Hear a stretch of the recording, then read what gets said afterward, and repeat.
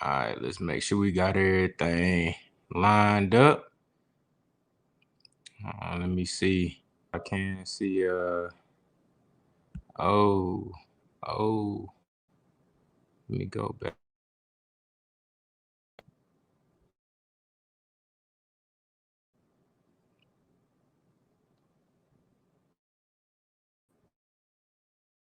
All right, y'all. Give me 1 second.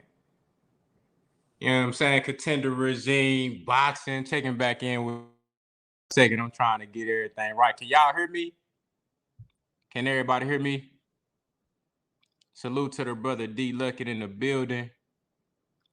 The Avian Bob in the building was good. Can y'all hear me?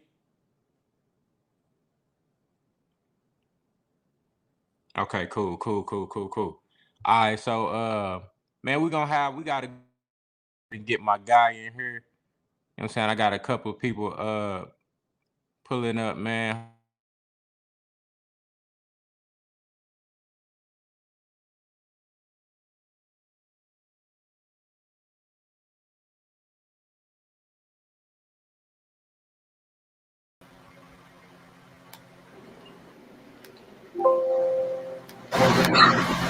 There we go. Brother, Yo.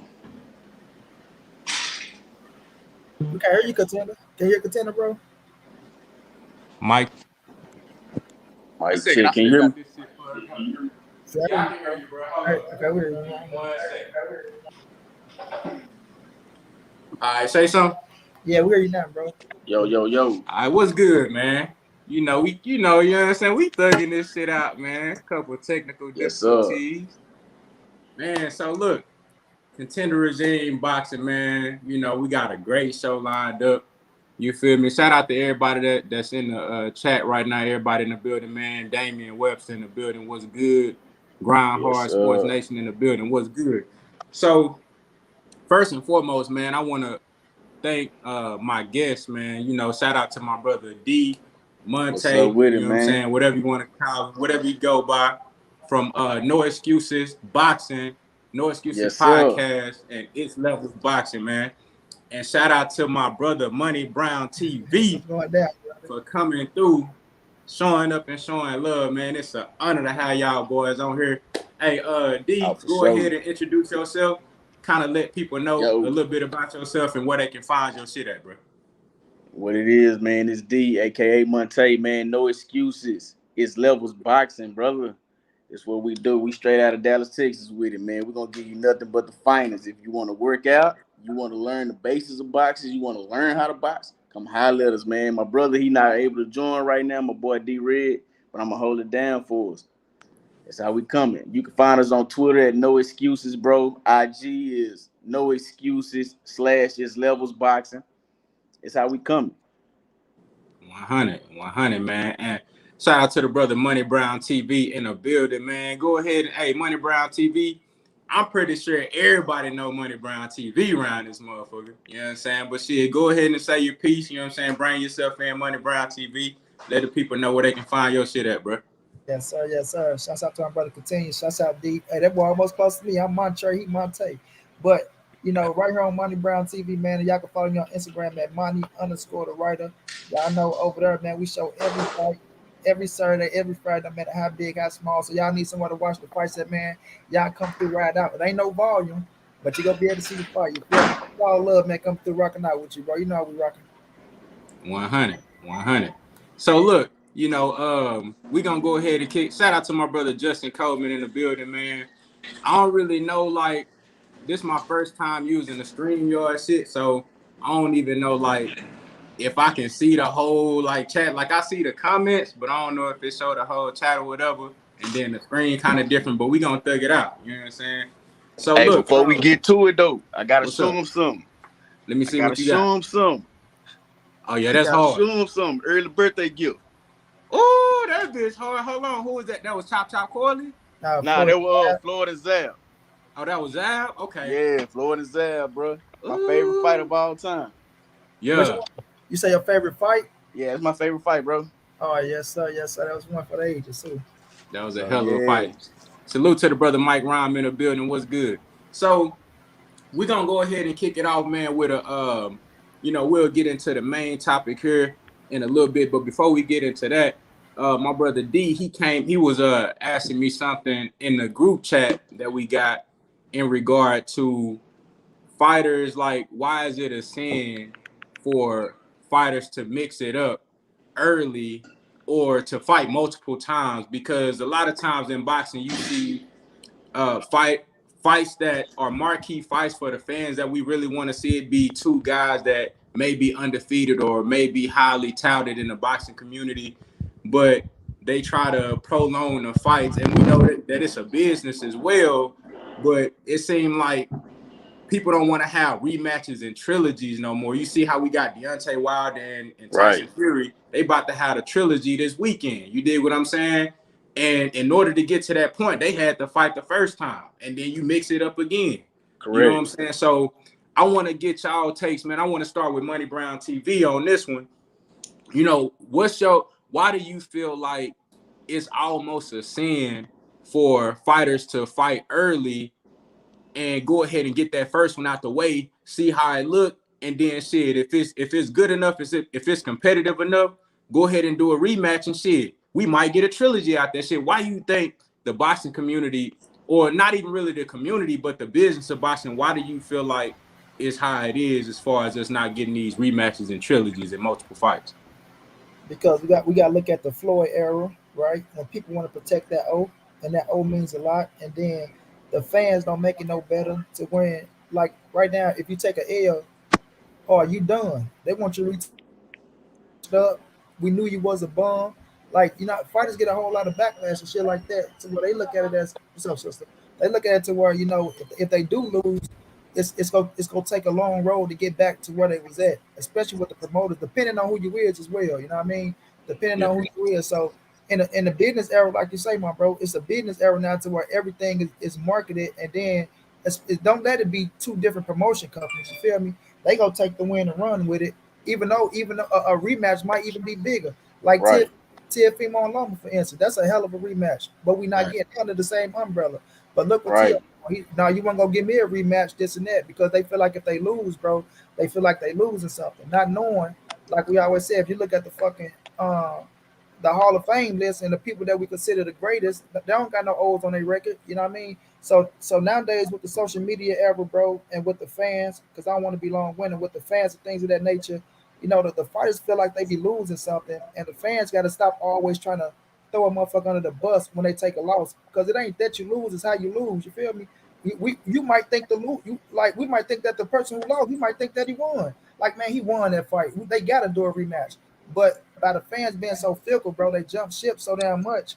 They don't get a fighter that much to lean on when they get talking all that shit. So I'm gonna blame it on the business era, bro, and then the Floyd Mayweather era where everybody get caught up in that and they feel like if they lose it, that they lose something. You know what I mean? Man, well put, my boy. Well put. That's a great take on that. And I feel exactly the same way. Not facts. I want, and Monte, go ahead and expound on that a little bit. You know what I'm saying? Like, I definitely agree with everything what Money said, bro. But I have an issue with that too. I understand that the fans, they feel like they need to let it build up, when necessarily that's not always the case. Sometimes the money side doesn't translate. You see what I'm saying? But for most of the time, I feel like they need to go, especially when they're young. You need to go on and get it in. Y'all can fight again, because whoever loses they're gonna be focused. They're gonna be more determined to get back to where they were. You see what I'm saying? So that's only gonna make the rematch that much more bigger. Prime example. Look how the world was going after Bernard and Roy. From 93 all the way on, what did they want?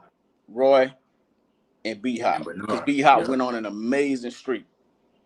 You see what I'm saying? So, like I said, for fans, for the real hardcore fans, we love to see that. But like Money said, the fans nowadays, they're going to bash you. You take an L, oh, you overrated. Oh, you wasn't that good. Oh, you didn't deserve to fight this guy, no way. So, it's just, man, Money Brand touched on everything, dog. So, it's hard to even piggyback off of that. Because he touched on everything that I wanted to say.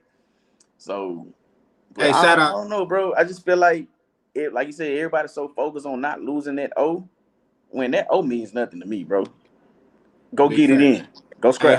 Hey, hold on, hold that thought right there. Shout out to my brother Knockout Boxing 86 TV, man. Y'all go subscribe to the brother Knockout Boxing 86 TV. You know what I'm saying? Great boxing content over there. But I wanted to ask you, bro, why do you think you see the brother Damian Webster said, when Wilder and Thurman lost, when they lost their old fans were saying they done, like how it's only one loss. At what point in boxing do you feel like the fans lost sight of a fighter can come back from a loss and still be great? Like, when did that change for fighters to, covet this O so much and then get to the point to where now I don't want to take no risk, because if I take this L, the fans ain't gonna even let me redeem myself from that shit. Like, where did we get lost in that, and how can we get that back? I low key wanna place that on AB, bro. But it's hard to place that on AB. Damn. You see what I'm saying? Because of the fans, I feel like that's when social media really took off as far as when it comes to boxing. So when AB lost to McDonough, the first thing they said, he was overrated because he's clowning, he playing, he doing this and that. He needed to be humble. So I feel like once he took that L, I feel like that's when it started shifting, because people stopped taking him serious after that. Yeah. So that's why I feel like I want to place it on him, but then again, I don't want to place it on him. So you think the other younger fighters, they looked at AB and said, now you see how they tore him down because he lost. You know what I'm saying? Now I don't want to take no risks. Right, because look, they even the younger crowd now, they never mention AB accomplishments.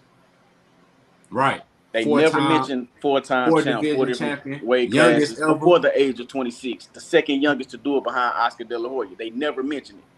That's facts. All they talk about, he a bum. He was never Mayweather. He can't fight. He trash, this and that.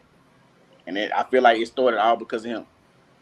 That's real talk. And look, going off of what Money Brown said, man, when the Floyd Mayweather era started, everybody, it seemed like Floyd set the bar so high that everybody want to reach that. It's kind of like Super Bowl or bust. You know what I'm saying? Like, either I'm gonna be 50-0 or shit, I'm gonna just not be shit.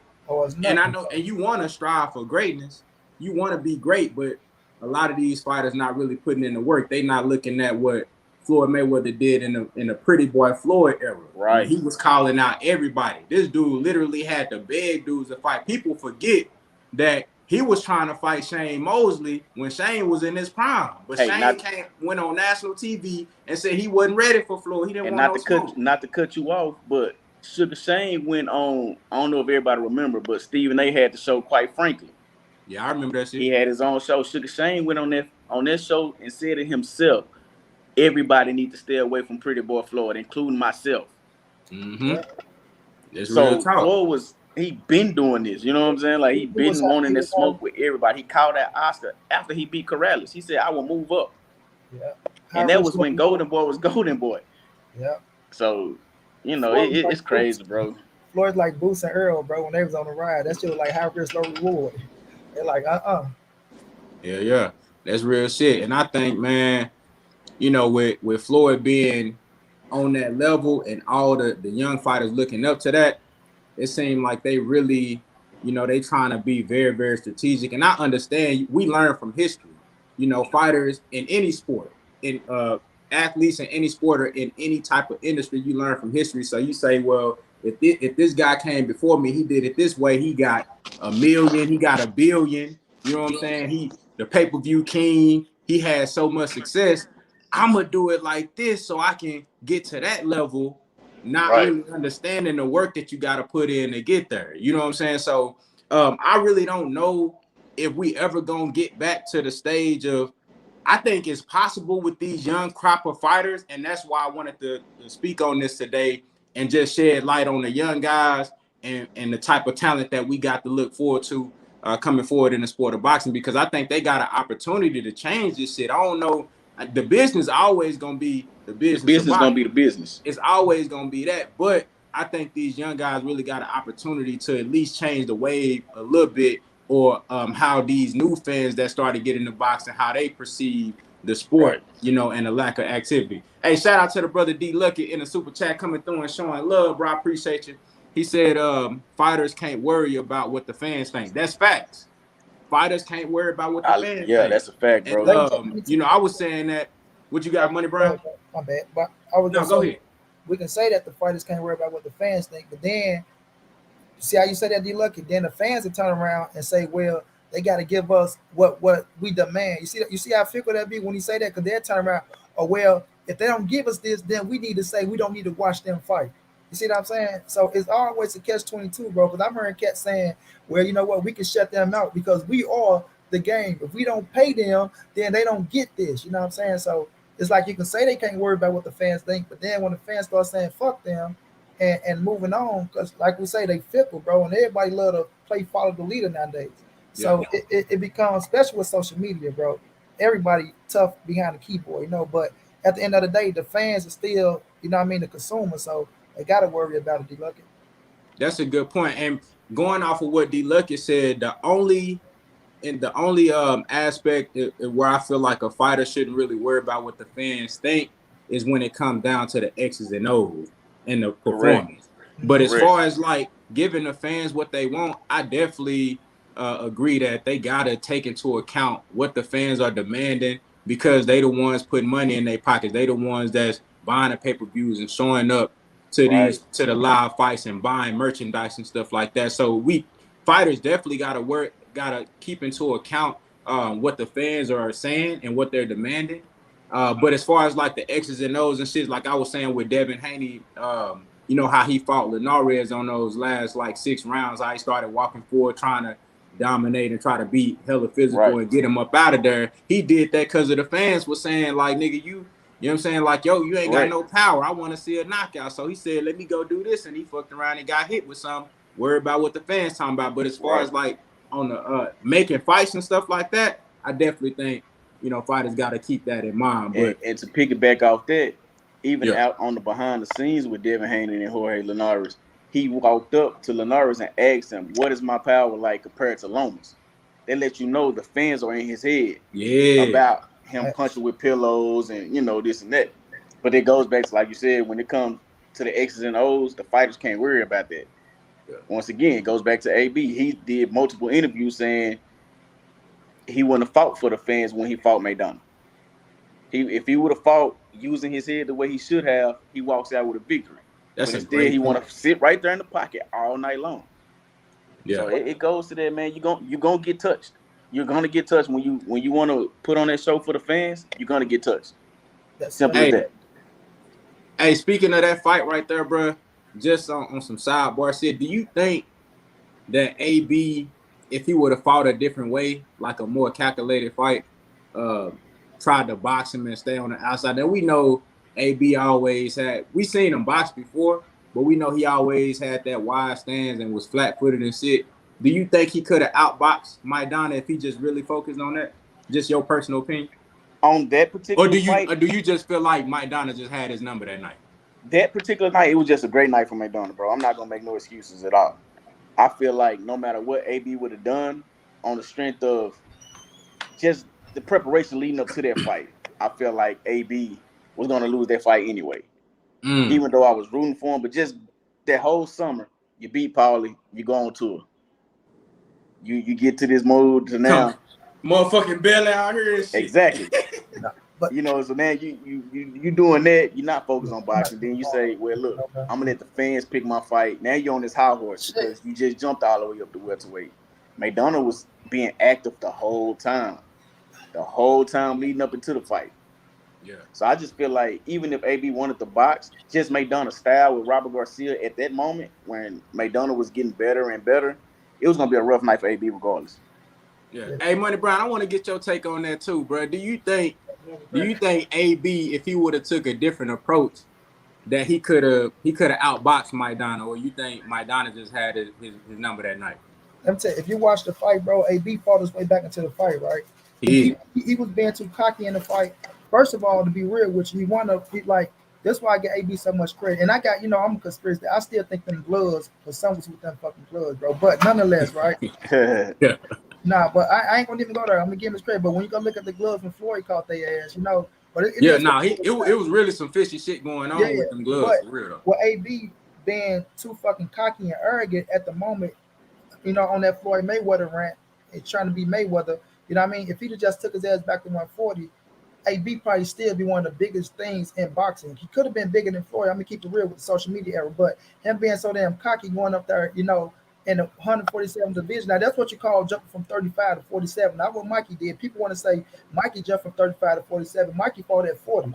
He AB fought 40 first. from 35 Correct. to 47. Beat Paulie. He should have seen that. I couldn't get Paulie. I heard Paulie, but I couldn't get him up out of there. You know what I mean? But he was being so arrogant that he took the fight with Madonna, and we got to praise for that. But like my man say, when Madonna working with Robert Garcia, bro, he was getting better and better and better. It was gonna be a tough night, regardless with the activity, because AB even then he won a volume puncher. You know what I mean? Right. Even look, Gavin Reese was giving him problems. Paulie was giving him problems. Gave him problems the first 3 rounds. Yeah, and they seen that. Like, well, if you overwhelm this motherfucker, you can get him problems. So I feel like to what you saying though, contender, if he'd have been smarter, bro, he could have won because he had Madonna shook too. He had Madonna ass on the chin, bro, and hurt him. Like, bro, from round 4 to 7, and in the beginning of 8, he had Madonna. Thank you, bro. He fought his way back. He fought back into the fight. But when Madonna dropped him again, happened. there you go. When the second knockdown, it took everything out of him, bro. It did. I say, damn, and that shit, boy, I wanted to cry like a bitch. I ain't gonna lie. Hey, bro, I feel like my if he birthday had that weekend, second knockdown,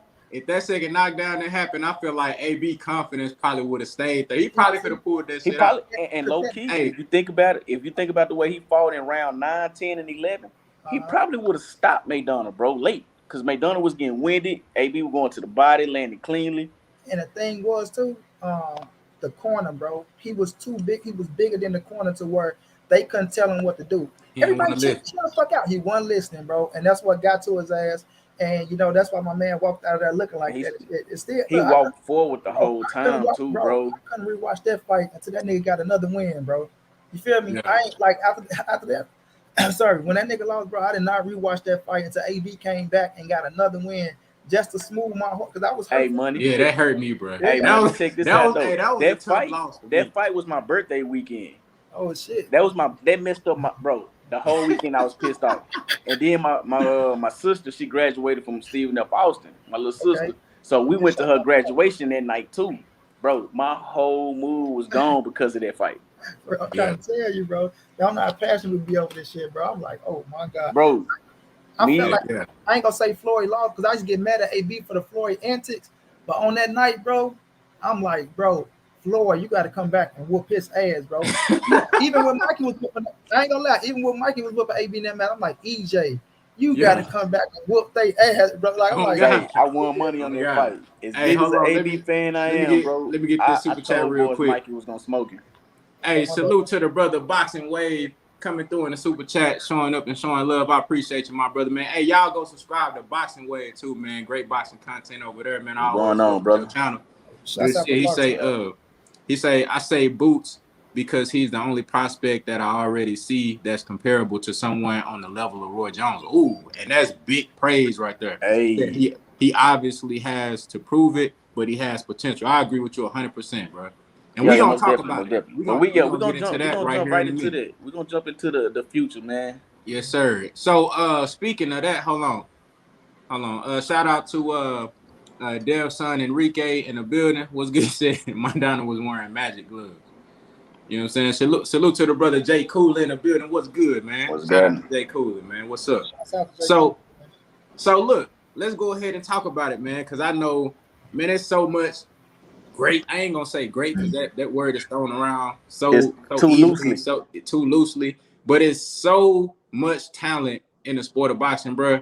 And with this next crop of guys coming up, I say anywhere between age 20 and 25, man, it's a lot of guys in different weight classes in pocket that got a hell of a lot of talent, man, and skill and potential. So, Money Brown, I want to start with you, man.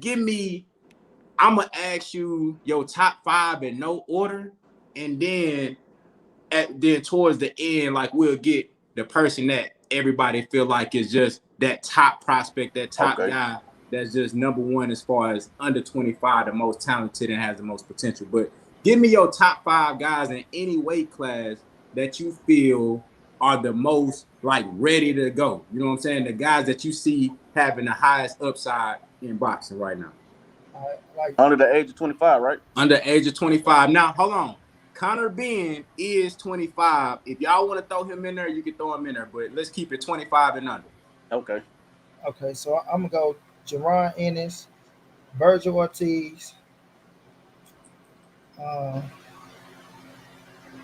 You saying that's ready to go? Like you can throw them in there with the big dogs and they can swim, or even if they not like on championship level right now, you think that they will be just the top 5 guys, the most talented guys you see in the sport. Shakur. Okay. Okay, so I got Boots, Virgil, Shakur, Keyshawn Davis. Good one. That's a good name. And I'm gonna go Big Baby Ennis and Jaron Anderson at the heavyweight division. I like that boy. I like that. Solid. I like that. Solid. I like what about you, D? So my top 5 for the 25 and under, I'm going with.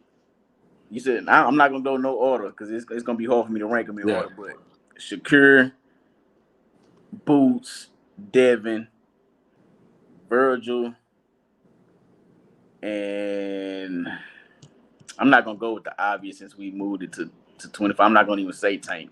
I'm gonna go just on skill. I'm gonna say Teofimo, bro. And you know I'm not even really a huge fan of Teo, but that's a good pick. That's a good pick. So you got Boots, Devin, Shakur, Teo, and who else? I think Tank 26 though. And Tank 26. Tank. I didn't put Tank in there. Tank is on the. Yeah, he Tank different. Big dogs. Yeah, that's what I'm saying. Tank different. Yeah, he can't put him in there. Hey, hold on. Shout out to Savage Ass Dan in the building. Salute.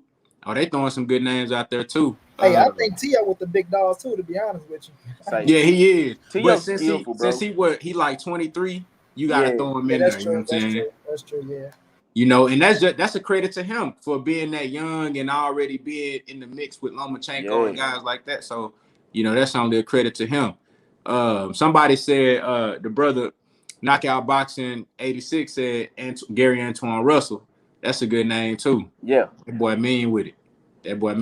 But shit, I'm gonna say for me, I'm gonna go with Jaron Ennis for sure, Devin Haney, Shakur Stevenson. I really do like Jared. What's his name? Jared. What's his last name, bro? Anderson. Yeah, Anderson. He's gonna fight on the undercard this weekend. Hey, that boy mean with it. Yeah, I gotta put him in there because I think he got a very unique skill set for a heavyweight. You know what I'm saying? And I want to see how he develop. I'm gonna throw him in there, and then for that fifth one, damn, that's tough. It's hard. I gotta put Virgil in there.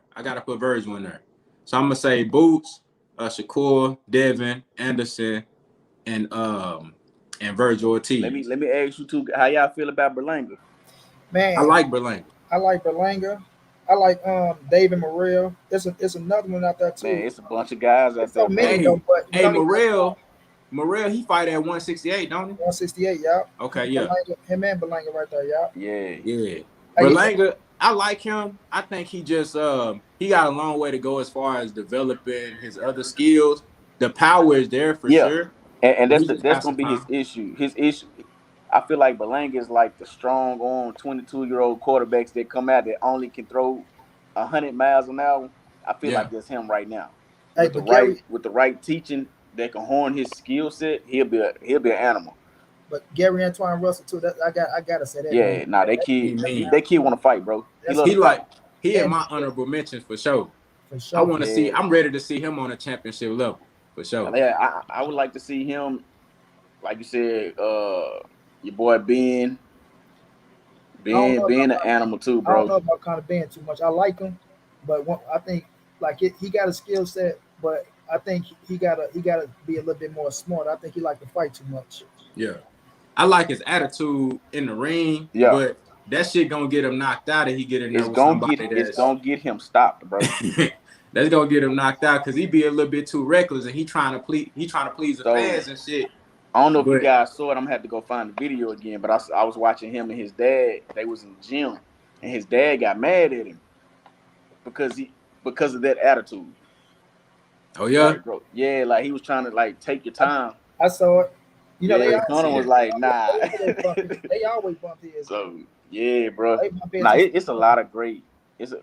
Once again, let me take away the word great. It's a lot Yeah. of talented young boys, man. Like, and you know what's crazy? Great potential. Great potential. I was Great proud of the potential. USA team. Oh Yeah, yeah. they did good. They did a hell of a job, man. Considering the time that they had and dealing with how they had to go over there and deal with what they had to deal with, Right. for sure, yeah. You know what I Yeah, mean? They bro. did a hell of a job. Man.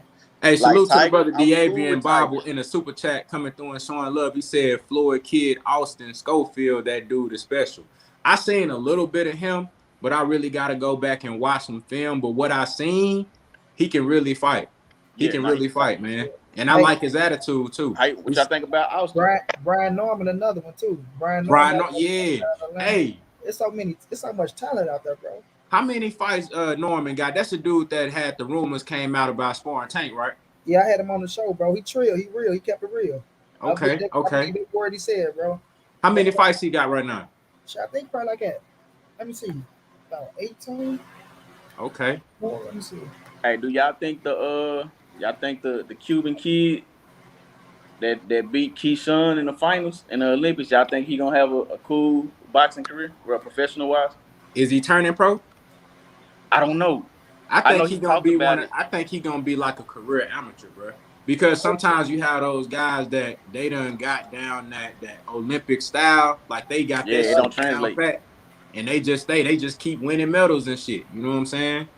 You He know, got every 21 fights, 18 knockouts, bro. My bad. 18. You say what? 21 fights, 18 knockouts, Brian Norman. Okay. Oh, okay. Yeah, Yeah, yeah, he's stopping everything moving. yeah. Yeah, He that boy. about time. It's about time for him to get in there with somebody that's real. Yeah, But yeah, some guys, man, they stick to that Olympic shit. You know what I mean? Because I don't think the pros really for everybody. Because you see one of those guys, they get into the pros Right. and they get fucked off because they Like, so and used you could to tell the those that, difference. that set of rules in the Olympics. Yeah, I was yeah. just to say you could tell the difference in the Olympics from with Keyshawn and them. They were so used to the professional fighting now, and going back to that amateur style was rough for them. Yeah. And you can look at Robiso Romero, right, who beat Shakur. He took an L, right? But Right. he came back. But I see him progressing better. He getting better and better and better.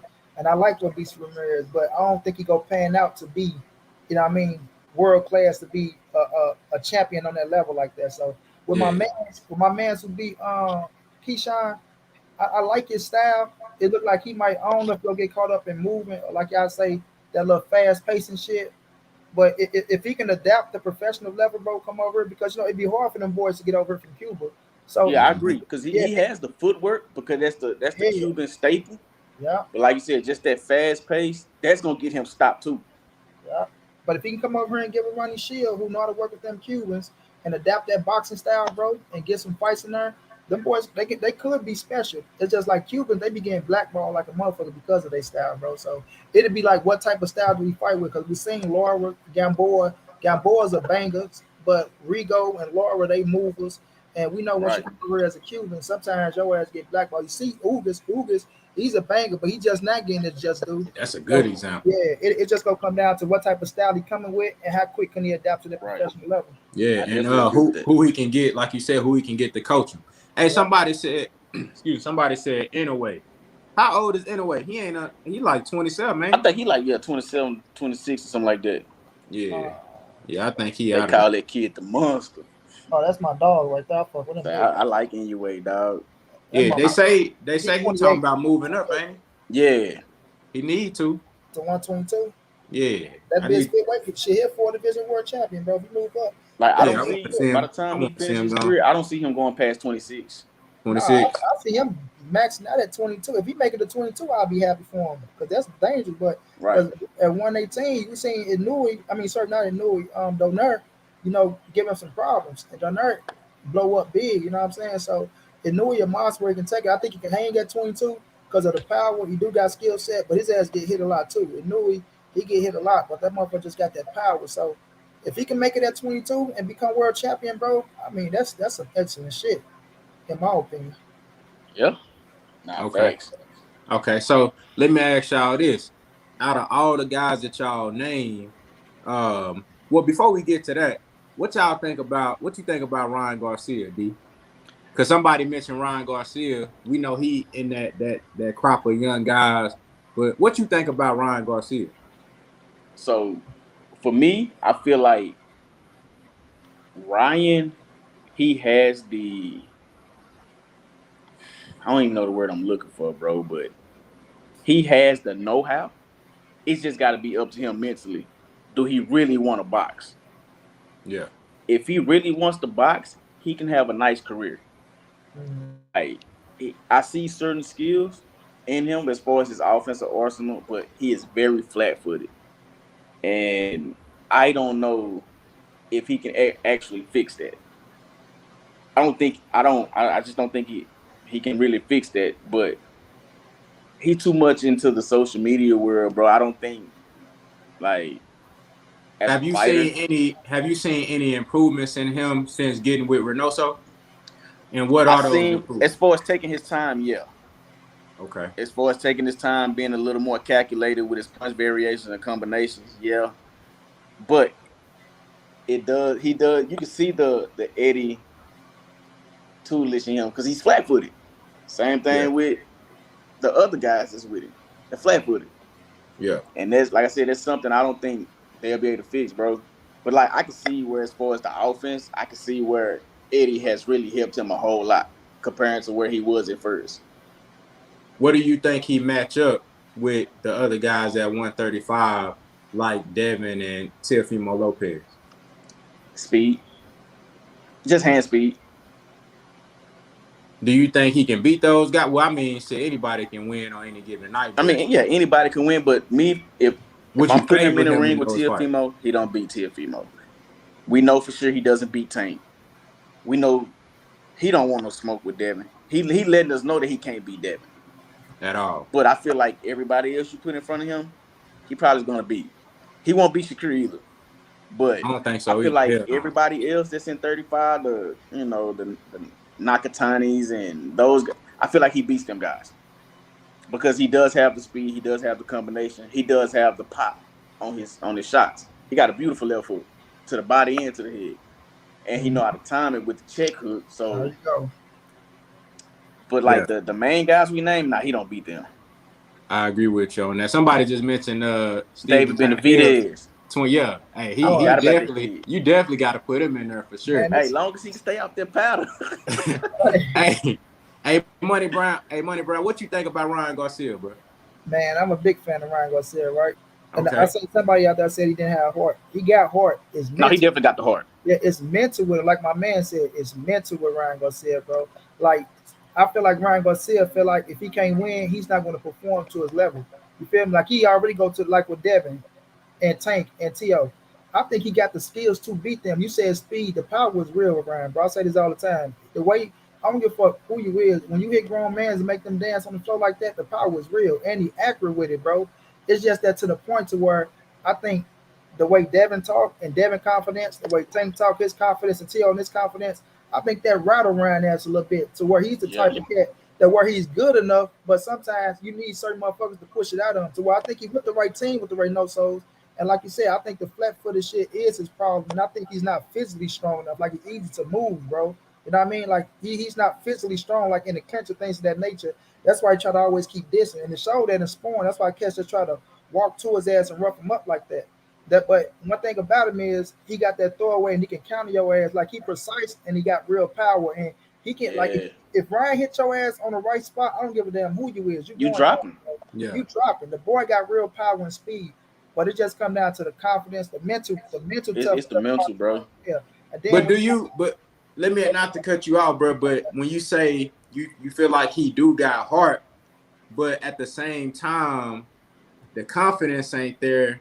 And I know they two different things, but they kind of go hand to hand depending on with the context that you're using it. Like in the situation like boxing in this sport, if a guy don't feel like he confident that he can go beat this guy, then do he really got heart? I mean, if he actually accepts the fight and he get in the ring, I would expect him to go all out and do his thing. Now that does show some level of heart, but don't he really gotta feel like, all right, look, I can beat Devin Haney. I want to fight him right now. You don't think that got anything to do with heart? I think the styles of matchups, right? I think with Tank, I think you feel like with Tank go fight his ass and he got a shot to land of power. I think with Devin, they know they got to think inside the ring. Like, okay, I'm about to think with this motherfucker. With Tank, I really do believe he think he can beat Tank, bro. I really believe it. Like in my heart, I really believe that motherfucker think he can beat Tank. And when I say heart, because he getting inside the ring anyway. And when he got his ass dropped by Luke Campbell, he got back up and finished his ass. You know what I'm saying? So I feel like once he's in the ring, he's going to fight. Like I feel like once Ryan get into the ring, like he's in a position to fight and he's going to give 120% trying to win. So I think he got the heart. It's just about getting his ass into the ring. You know what I'm saying? But with I think it's just the styles of matchups, and you know they know each other, bro. So he know with Devin what he got coming. You know what I'm saying? Like, okay, I know with Dev what I got coming. I gotta get in her. This motherfucker fast, moving. Sometimes I know I'm not quicker than him. So like my man said, he probably feel like, you know, it's two different type of speeds in boxing.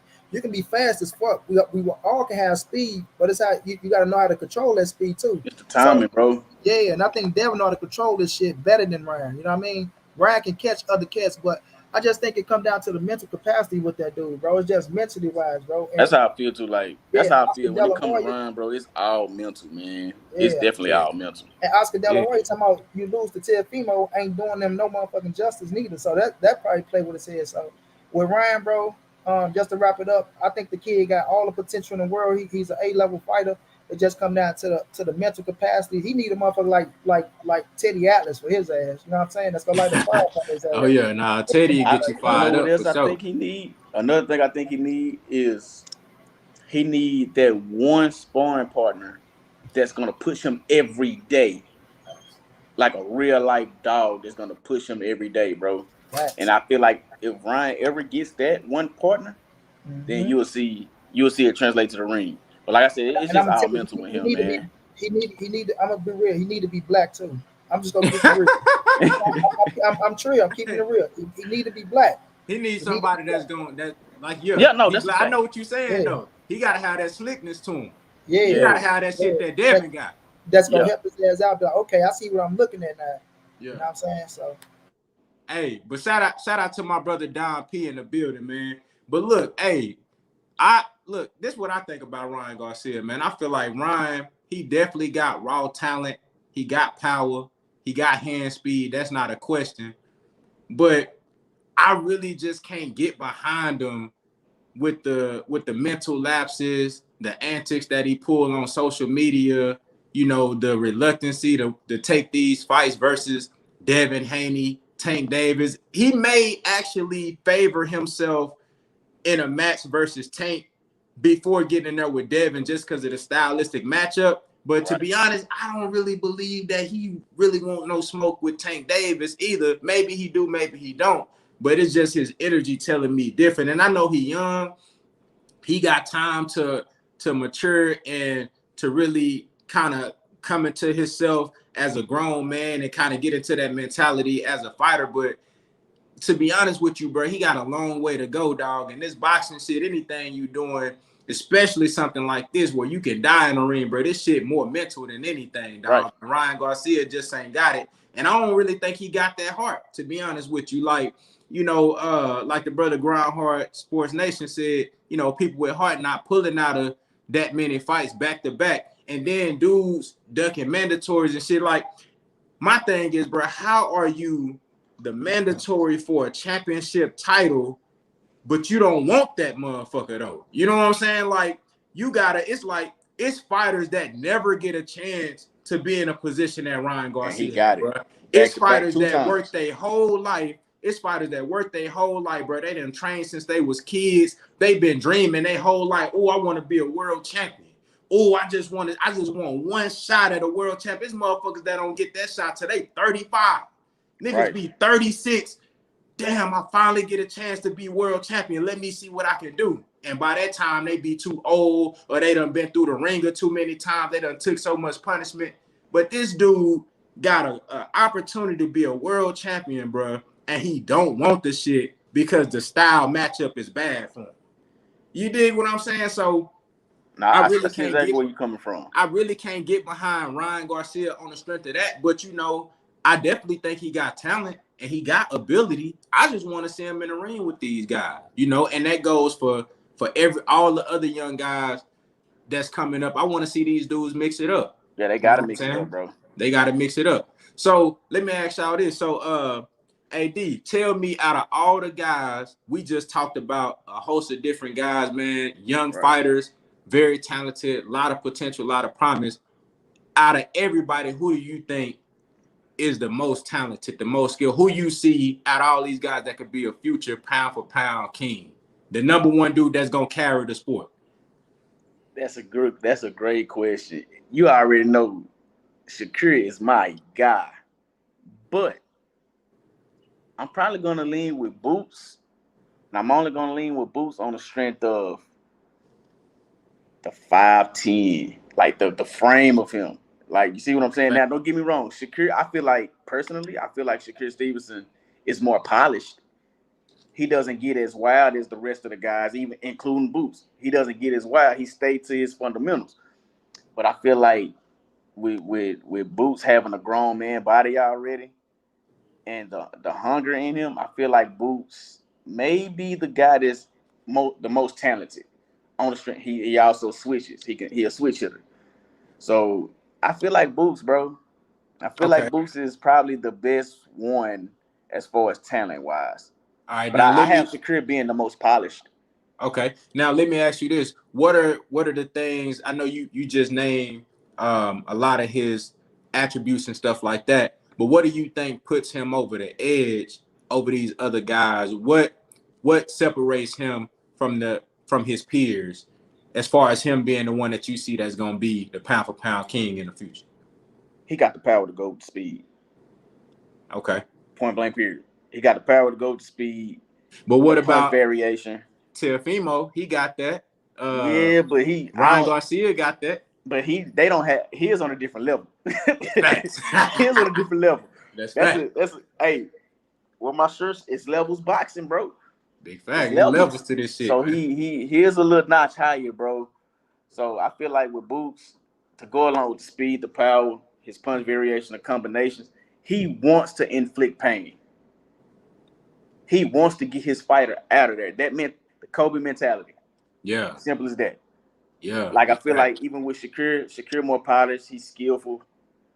Shakur, dog, he want to fight the top guys, right? But sometimes Shakur has that lapse in the ring where, all right, I'm going to be way too defensive right now. I'm not going to really step on the gas like I should. Boots going to step on the gas. He's going to press that issue. From round one. Hey, yeah. So, I be thinking, when I'm watching Boots like in that Chris Van Heerden fight, I'm thinking I'm like, slow down, bro.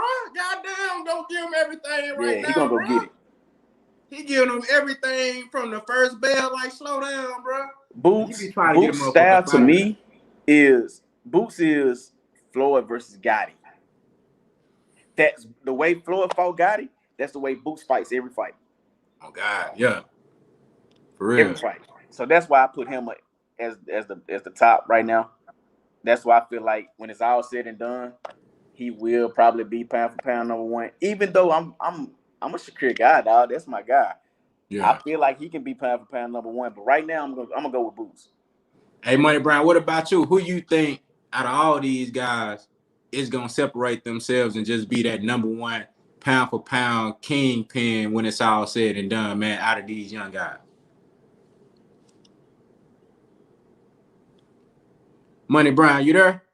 Yep, I'm here, bro. Man, okay. Like my man said with me and when he said I said everything, shit, he said I smart everything. I agree with 120% everything. I would go say Shakur, but how can you not? Like I don't give a damn who he is. How can you not say Jaron Boots Ennis is not looking like the next Earl the True Spence Jr. coming up? Yeah, bro. I know EJ got to go to different weight classes and shit like that, but we all know EJ is on the pound for pound list. We know how he's doing it, but it's just like you said, bro. And I'm getting my haircut, so if the clip is fucking up, let me know. But bro, it's all good.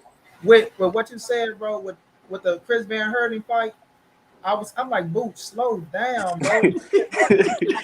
He wanted to make a statement so much, like, bro, y'all can't fuck with me. Like even before, like I even got on Boots ass a little bit when he said he gonna walk through Earl like wet tissue and he got more skills than Terrence Crawford. That's before he even fought um Chris Van Herden and the other boy they just fucked up. And Lipinets. And Lipinets. So his skill set has always been there, and he come from a fighting family. And they always say the youngest one is always the best one. But just he got it all, bro. Only thing he don't do is talk. And I know people be like, well, you ain't gotta talk. You ain't sometimes you do, bro. You know what I'm saying? Sometimes like Earl was quiet like that. Then Earl got to saying, fuck that, fuck y'all, I'm gonna fuck you up. So I just think once he come out and start talking and making people start paying attention, because even when he talk, he make noise, you know. So right. I gotta say Jaron Boots Ennis, bro. I like him, and you know, I like Big Baby Ennis because it's his charisma, and he went out there, he wanna inflict pain on your ass, but we gotta see what he do. But like we say, Shakur could be a 2-division world champion right now. Like Boots still trying to become a world champion, so I'm gonna say Boots, but I'm still gonna push Shakur in there, even though a lot of people talking about, oh, he's boring, this, that, and the third. Man, that kid is polished, bro. I think what he gonna do to Jamil Hearn, bro, is gonna say a lot. But I can't wait for that fight. Yeah, but I'm gonna ride with. I'm happy. I'm happy Money said that fight, bro. Remember, T, when I told you, bro, I say the 2 fights that I don't really care about for the rest of this year was Usyk and Joshua and Shakur and Jamil. Yeah, that's all I really care about right now. Yeah, I can't wait for that fight, bro. That's definitely like at the top of my watch list, bro.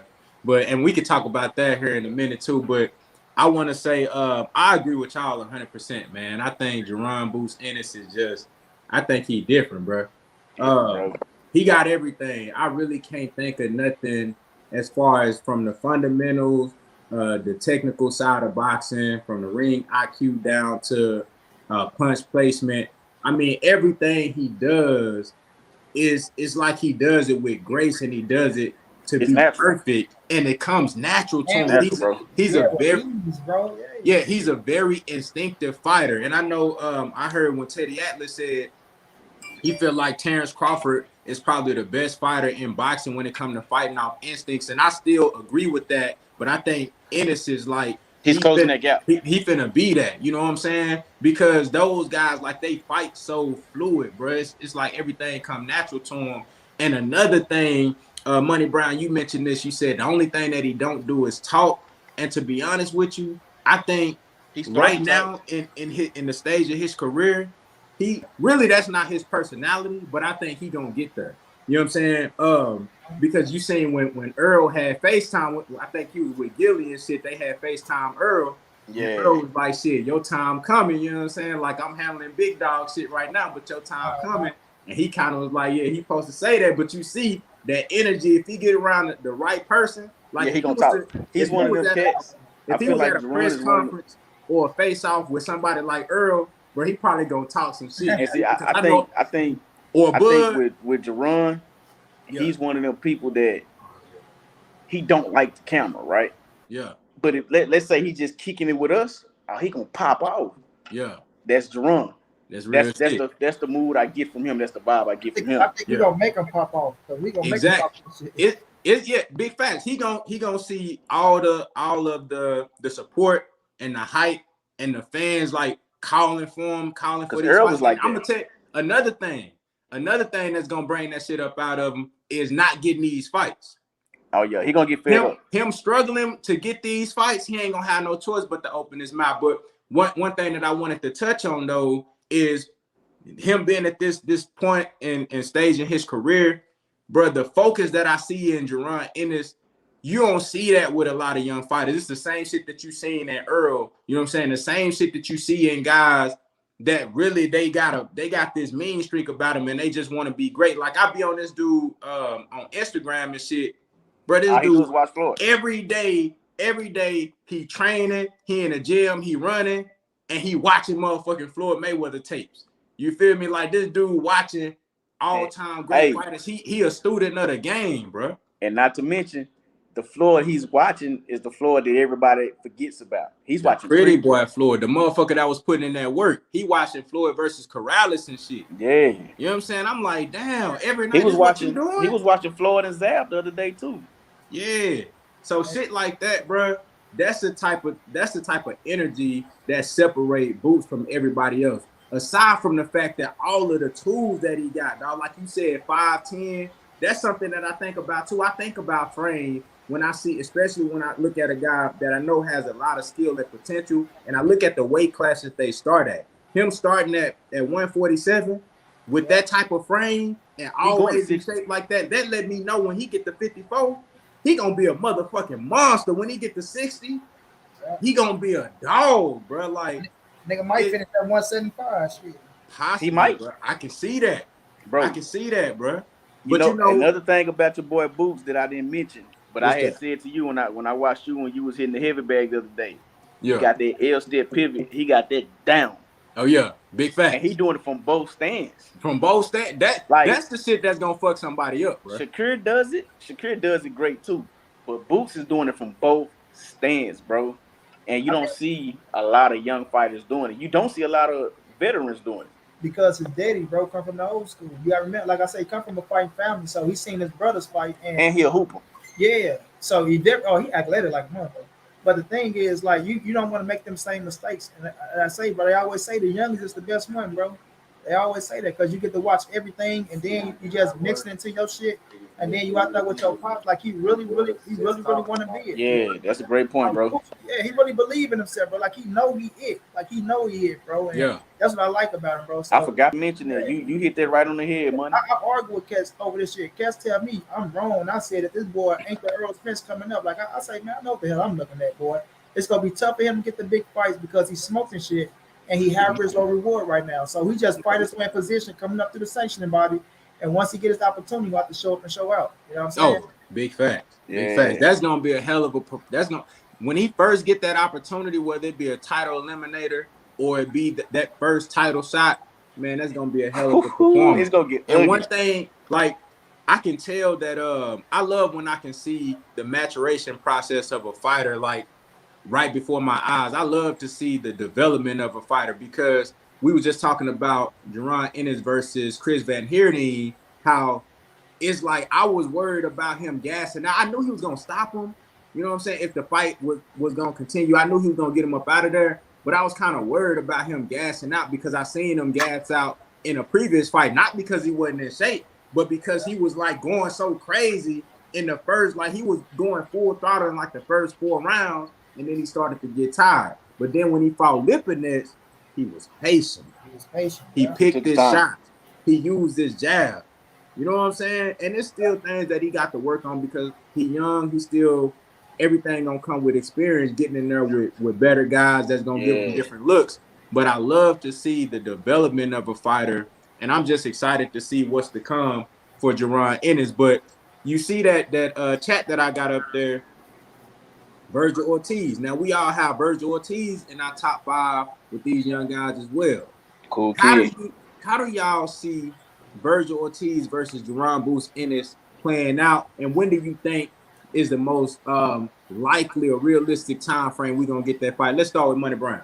And let me say this, for Jaron Boots Ennis, I'm on record saying this, bro. The 3 fights I wanted for Boots, bro, was Sergey Lipinets, Thomas Delorme, who we about to fight now, and the Riverside Rocky, bro. You wanted that fight? I wanted Delorme. I wanted the Delorme, yeah, like for him, like his, because it was like the 3 fights that I knew that was gonna prepare him for where he needed to be for that championship fight. You feel me? Okay. And I wanted Thomas Delorme first. I wanted Thomas Delorme. I wanted Riverside Rocky, right? Jose Cito Lopez, and I wanted Sergey Lipinets last, bro. And he fit to fight 2 out of 3 right now. I just feel like those fights was gonna come with experience, and all 3 of them gonna show something different because Thomas Delorme is tough. He can take an ass whooping. I was just about to say that. He can. People don't give Delorme a lot of credit. He crafty, bro. Hey, I interviewed him, bro. I ain't know what the fuck he was saying. I was just making that shit out. Y'all gonna see. I'm like, yeah, but he hella cool, bro. Before as Boots and Virgil, bro, I like that fight so much, bro. I picked Boots to win that fight, but Virgil is a dog, bro. He can fight his ass off, and Virgil got power, and that's what Virgil wants. If he can take it in the inside, because we got to see if Boots can, like, Boots haven't showed the inside game like Virgil work, like what Virgil like to fight at.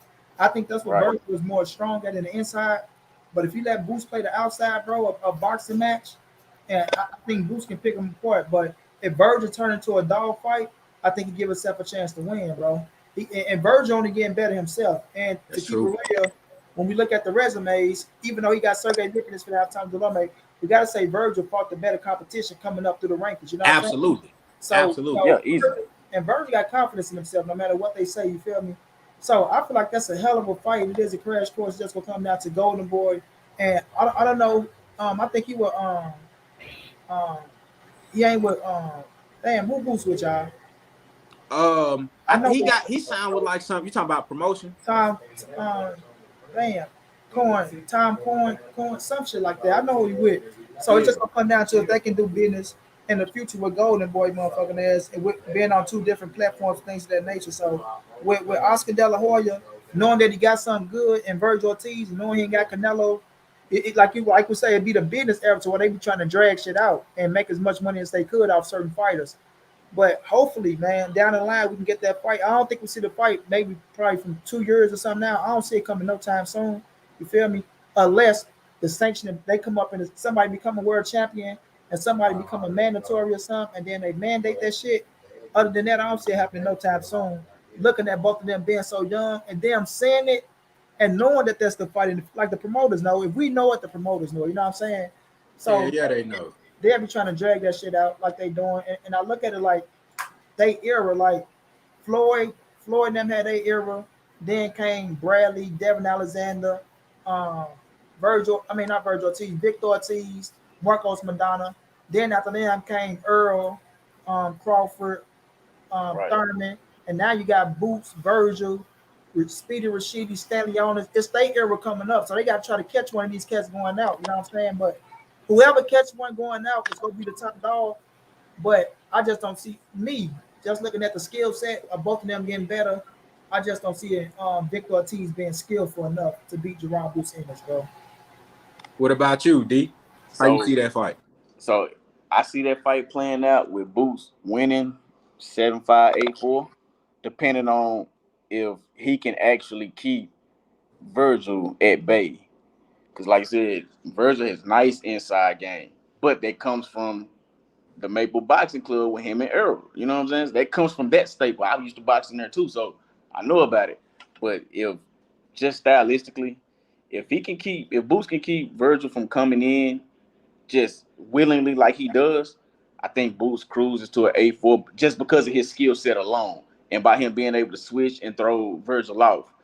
We know Virgil can take a lick because we seen Kavaliauskas hit that boy with some hot fire, and I was at that fight. You know, I was sitting at the media, so I seen that fight at ringside. So I see what Virgil got, but I can also Virgil has to stop Boots, point blank period. That's the only way Virgil wins. He has to stop Boots. And I as much think as I Boots one like of those Virgil, that's the dudes only that you way. got to stop him to beat him You got too. to stop Boots, But go bro. That's ahead. the only way he wins. Yeah. But as far as that fight, I don't see that fight happening for another 3 years, brother. Damn. And that's only because of what Money Brown said. Like, he's Oscar's moneymaker. Even though we know in the past, Oscar has never been afraid to put guys in the ring until later on when he knew he's finna lose Canelo. Mm-hmm. You know, but I feel like that's the only thing that's gonna keep us from getting that fight would be Oscar because he know Virgil is all he has. Now, if Oscar comes with a couple of more fighters that he can push, that he know he can do it, then he's gonna make that fight. But I don't see it for another 3 years, bro. Well, And I let me hate ask. that because me and you talked about it before. I feel like Yeah. with that fight, they can fight now, and the rematch will be even bigger. Yeah. Let me You ask you know, this, bro. With you being a trainer, working with kids, working with up and coming fighters and right? stuff like that, and just having that perspective from a coach, how do you think Boots should fight Ortiz? Should he fight him as an orthodox fighter or as a southpaw fighter, or should he mix it up So throughout for the fight? me, and this comes obvious for me when I box, I was a switch hitter. When you fighting a guy like Ortiz, you don't you just let it happen. Let it be natural. If you're gonna switch, don't say you're gonna do it this round. You just have to But do just you naturally feel do it. do you feel his success in that fight would be higher in one stance versus the other, I or is feel just okay, orthodox. You fight if he fights. I think with Boots when he fights, it's almost like the Terrence Crawford situation when Bud fights orthodox, he's way more defensive responsible. And I feel like that with Boots when he's in orthodox, he's moving more, he's slipping, he pulling, he catching. I feel like his defense is more sharper when he's in orthodox. When he goes southpaw, it's guns blazing. So with a guy like Virgil, stay orthodox. That way you can be defensive responsible. Because you know Virgil is coming one way. He's coming in a straight line. He's coming like a bulldozer. When you're orthodox, you can move the way you want to move. Because Boots really don't move that much when he's southpaw unless he's getting off his offense. On defense, he don't really move southpaw. He just catch a lot of shots. So I feel like he should fight orthodox. Now, if he does fight southpaw, if I'm his corner, if I'm his dad, and he switches, I'm telling him, turn Virgil every chance you get. Turn him. You southpaw, because you know he gonna be coming in head full of steam. He coming in a straight line. Turn him. That's exactly what I would do. But if I'm his pops, I tell him stay orthodox the whole fight. Okay. Well, look, I think Boots wins that fight whenever it does happen. I'm a huge fan of Virgil Ortiz. I think he got so much talent, bro, so much ability, and I agree 100% with what Money Brown said. Virgil Ortiz, in my opinion, has fought by far. I don't want to say by far, but it's definitive that he fought the better competition. You know what I'm saying? He fought Herrera, even though Herrera was a little older. That's still that experience that Herrera got being in there with top guys. Then he fought Rose Code, which a lot of people don't know Rose Code, bro. Rose Code was undefeated for a while. Bro. And he had only had one loss, and he had been in there with some really experienced guys. You know, you get in there with Mean Machine, you have a battle with him, you get hurt, you had you go through some adversity, and then you come back and you stop the guy. And you went rounds. Maurice Hooker, you know what I'm saying? So this dude really done been in there with some bona fide top competition. And I was at the Maurice Hooker fight. He was. Hooker fought hard, bro. Yeah, so for Virgil Ortiz already having that level of experience, I think that does give him somewhat of an advantage. But when you're facing a guy like Boots, who I feel is just different, he just cut from that cloth, I think he'll find a way to pull it out, man. And I think that's gonna be a blockbuster type fight. To be honest with you, bro, that fight might turn out to be like what we think Errol Spence and Terrence Crawford gonna be. That might be better than that. You know what I'm saying? And the reason why I back you on that, when I went to both of the Virgil Ortiz fight with Hooker and then Mean Machine, the place was rocking, bro. Like he filled the stands. Even with celebrities, you're not expecting people to come see Virgil. The celebrities came out. You see what I'm saying? Like Virgil has a following, bro. And just to see that he had Hispanics coming from all over the place. When he fought Maurice Hooker, it was a Hispanic lady and her husband came from Tyler. Like, bro, I didn't even know it was Mexicans in Tyler like that. Right. They came, like they traveling. It was another cat sitting next to us. They came from Pasadena. Like they coming to watch Virgil. So that fight will be big. And he's from Texas, bro. He's from here, bro. It's gonna be I think that fight could possibly be bigger. If Boots continue to do what he do and Virgil Ortiz continue to do what he do, I think that fight could possibly be bigger than even the Spence and Crawford fight, to be honest with you. But I got Boots in that fight. But I wanted to shout out to the brother Damian Webster in the super chat, coming through and showing love. He said, who y'all got if Boots come to Earl's Mando in the IBF? Be honest, fellas, and what would y'all? He said, and would y'all want Earl to stay away from him? No, I don't want nobody to stay away from no one. I agree. We don't do that. We ain't staying away from nobody. Yeah, why would we want Earl to stay away? I'm gonna tell you, bro. Earl is like, that's why I say, and I respect Boots to the fullest. But the prior land ain't old lions, bro. This ain't Boots coming up running turns Crawford and Earl Spence out their prior lands right now. Because they still in their prime, and them boys still killers. You know what I mean? They still got shit to prove themselves. That's why I feel like Boots can go on out with them and hold his own, but he ain't gonna beat either or right now. I feel like he gonna hold his own like a motherfucker. He's skillful enough. Mm-hmm. But I think the experience of Terrence Crawford and Earl Spence is gonna play a big part in that fight right now. And so they not afraid to fight no Jaron Boots. Let's get that understood right now. Just that, like I said, on the come up, bro, when you high risk or reward like that, you know, you gotta right now in the business era, people hate to hear that, oh well, y'all, it's not pocket watching, it's just speaking the facts of what the game is right now. You have to bring something to the table for them to look at you and get into the ring with you, know what I'm saying? And right now they can go out there and make money and pay-per-view fights with these fights that people still like. We still want the Bud Crawford and Earl Spence fight. We ain't got that shit yet. So When they be like, well, why won't he fight him? He's not ain't they afraid just that his fights out there in the building that you can make happen, that if you can take an L in that bitch, and you know you about to make X amount of dollars with it. So that's just how the game is right now. Like I said, it ain't the golden era, bro. It's the business era. Y'all don't like it, and they get pissed off when you speak it. I learned to go along with the shit. I should be one of the fans that, following the hype. But nigga, I got used to it and learned with the experience over the years, like, nah, that shit ain't making business sense. This shit is what it is. Yeah, it's exactly it is what it is, man. Yeah. At the end of the day. Hey, but look, now I agree to answer that question from my perspective. I definitely agree with that, bro. Like, number one, I don't think Earl Spence or Terrence Crawford would be afraid to get in the ring with nobody, especially Earl Spence. Just because I've been following this dude this whole career, I just know what type of mentality he got. I don't think he would avoid Jaron Ennis at all. And me as an Earl Spence fan, I wouldn't want him to avoid Bruce Ennis. If he worked his way up to get to a mandatory spot and Earl Spence is there, and it's like, bro, okay, you got to fight this dude. It is what it is. You done already fought Terrence Crawford. You know what I'm saying? You got your undisputed or whatever goal you wanted to accomplish. Right. And you see Boots right here is your mandatory, and this the only thing left to do.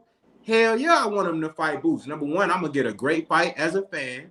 And then on top of that, we're going to really see what Jaron Ennis is like when he get in there with the elite of the elite. And then we're going to see how Earl fight somebody of this caliber, of this skill set. And we'll probably get a sneak peek of that versus Terrence Crawford, even though they two different fighters. You know what I'm saying? But I think I made a video on this. I went in depth, just talking about where I see Jaron Ennis. I believe this was right after the Lipinets fight.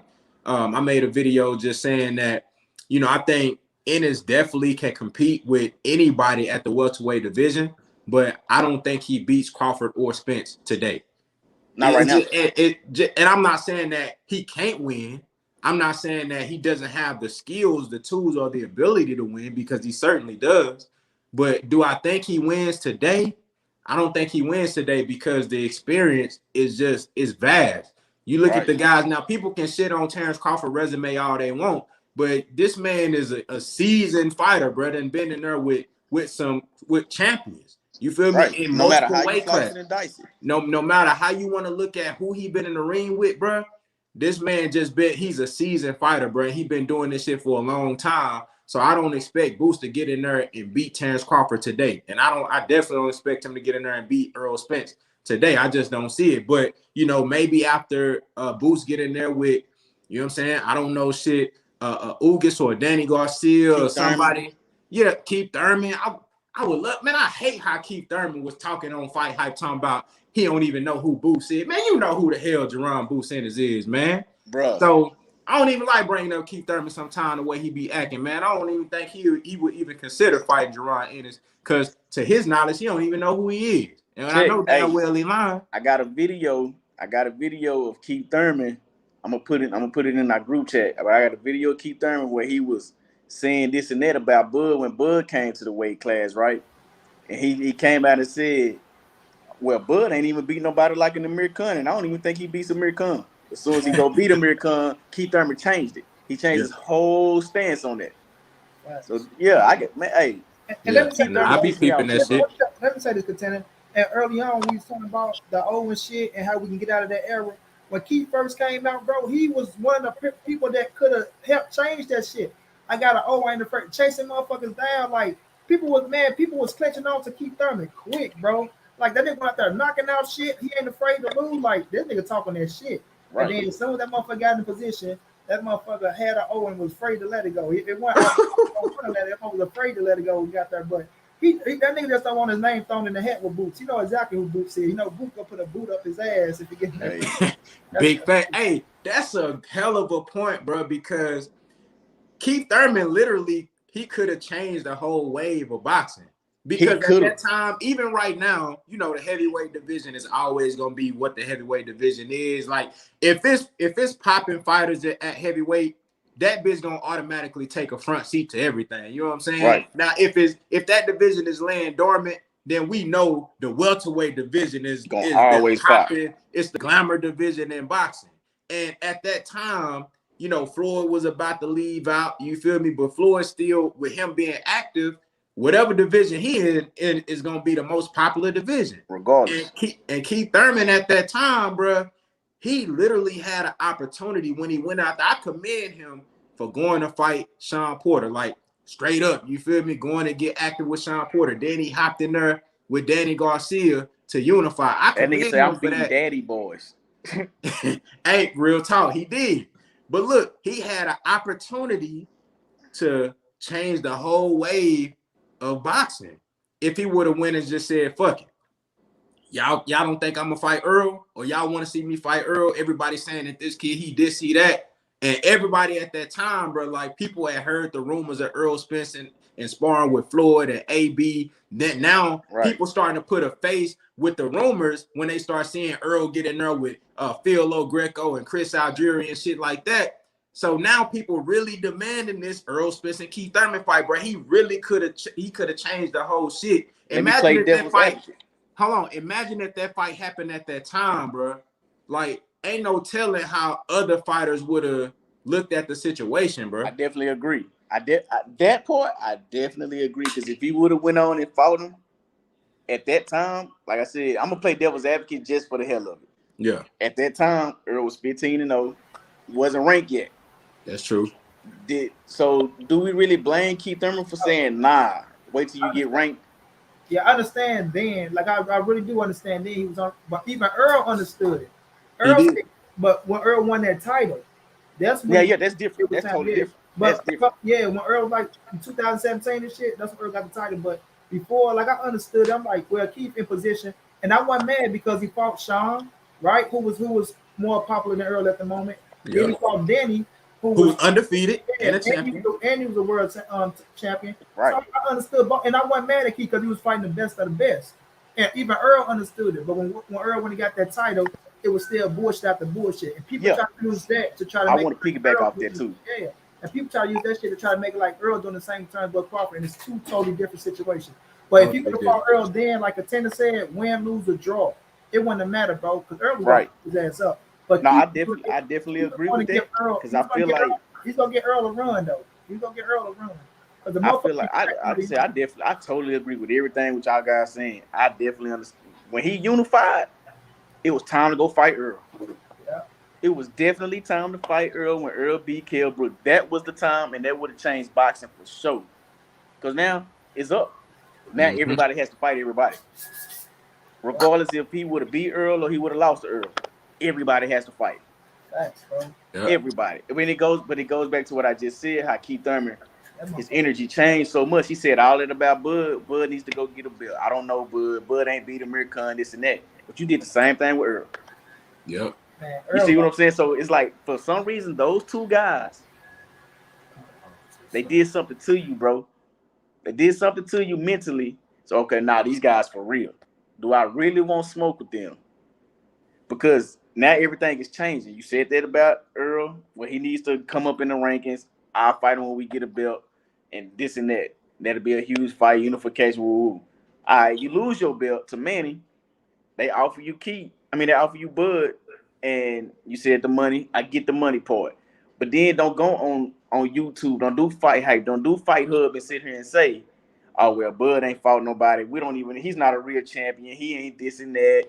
His opponents, well, why you won't fight him? That's facts. You say you wanted 10 million. Bob offered you 2. You said you wanted 10. Nah, bro, I ain't trying to hear that. So you didn't want no smoke with Earl when he became champion. You don't want no smoke with Bud when he became champion. So why are you in boxing? Yeah. Now Keith Thurman energy definitely changed, bro. And that was for me. I ain't gonna lie. I liked Keith Thurman, and I always rooted for him. I love to watch him fight. I wasn't like the biggest Keith Thurman fan. Like I wasn't like the way I am about Earl, Terrence Crawford, and Jaron Ennis. I wasn't like that with Keith, but I was a fan, and I wanted to see him fight. But when and I liked his outside the ring energy, his antics, and the way he talked about the sport. But after that, though, that made me look at him different, bro. Because I remember when he was having that banter going back and forth with Paulie Malignaggi, you better not duck me, son. You know what I'm saying? I remember that shit, and he was so, demonstrous. You feel me? He was so, energetic about that shit. Same thing he did with AB too, though. Yeah, he did. Hey, I remember when let me get the super chat real quick, man. Salute to the brother Damian Wester back in the super chat coming through and showing love. He said, great answers. Thanks, guys. Great conversation. Keep up the great live, fellas. Hey, appreciate you, my brother. Thanks for coming through and support. Man. Yes, sir. But I remember when Keith Thurman, this was before AB had took an L though. You know what I mean? It was, I don't know who AB was about to fight. And both of them was preparing for a fight like at the same time. Hey, and he was on the card of the AB and McDonough. He fought. Okay, so it might have been Soto Karass on that card. It might have been getting ready for that fight, and then they asked Keith Thurman something about like who he wanted to fight next, and AB had just got to welterweight and he was a champion, but Keith was like, me and AB, we the two best guys, like you feel me, like the energy. You know what I'm saying? It was just different. Yeah. Like his confidence was on another level. He like, me and AB, we the two best guys. Woo woo. But then after AB took an L, you know what I'm saying? Trashing. Right. He called the boy that cried wolf. That's what he called him. Yeah, he did. You know what I'm saying? He but then, AB. but now Keith Thurman energy changed too. So, I feel like he really had a good opportunity to make boxing kind of go in a different direction. And get these guys to, because imagine if he go ahead and unify with Earl right after Earl beat Kell Brook, now it's 3 titles that's collected. If Bud come up, he fight for that WBO, we might have got a undisputed fight. Way soon. You know what I'm saying? So it's so much that could have happened. Yeah, I definitely agree. Keith Thurman messed that whole landscape up. It was right there for him to take over that. Well, to change it. Yeah. Big facts, man. But look, man, we gonna go ahead and wrap it up here, man.